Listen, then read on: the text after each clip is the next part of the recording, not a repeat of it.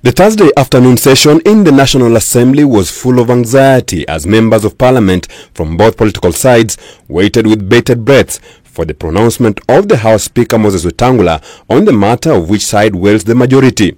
This House is very anxious and our country is in paralysis, Madam Speaker, insofar as the determination of the majority and minority in this House is concerned. The Kenya Kwanza side carrying the day with 179 members in the House against Azimio la Umoja One Kenya Coalition's parties 157.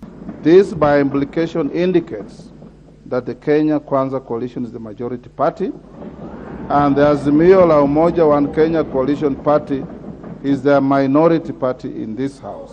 In his ruling that lasted for over an hour, Speaker Wetangula gave his reasoning that led to his decision that saw Azimio go down from 171 MPs to 157 after 14 members who decamped after the elections were added to Kenya Kwanza's initial 165, raising their number to 179.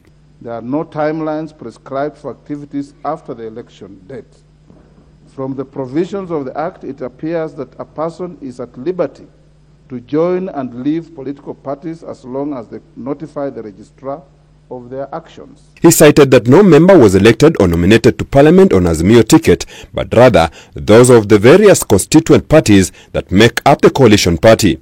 It's without doubt that if it were to be considered as a political party, Azimio la Umoja One Kenya Coalition party has no elected member in this House today, as no member was elected under its banner. The Speaker also threw out Azimio's argument that members could only exit the coalition party 3 months after the general election, saying it is not compliant with the Political Parties Act. It will be imprudent to treat the 14 members elected to the House under the UDM, Pamoja African Alliance, Maendeleo Chap, and the Movement for Democracy and Growth, MDG, as part of a coalition that they have expressly distanced themselves from and their parties. It is a declaration that was not received well by Azimio's side, whose attempts through Ugunja MP Opiyo Wandayi, who is also the minority leader going by the Speaker's ruling, to challenge it on the floor of the House were thwarted. I would wish to give notice that we shall be moving, Mr. Speaker, shall be moving you to review your decision.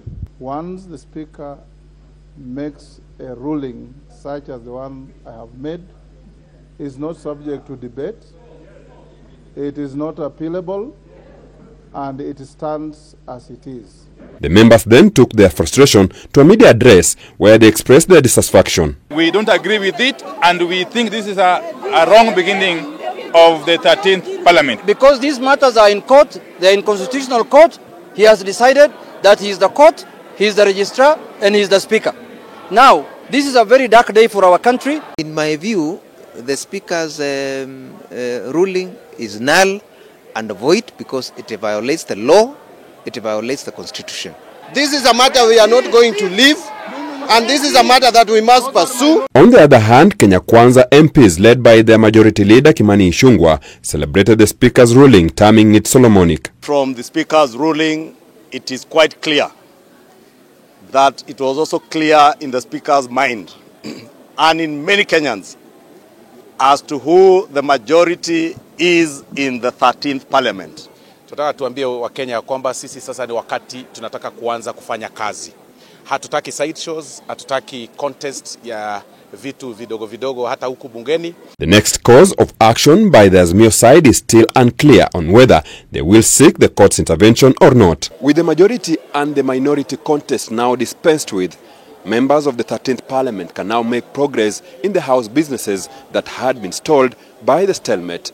Philip Ruto, K24 from Parliament Buildings, Nairobi.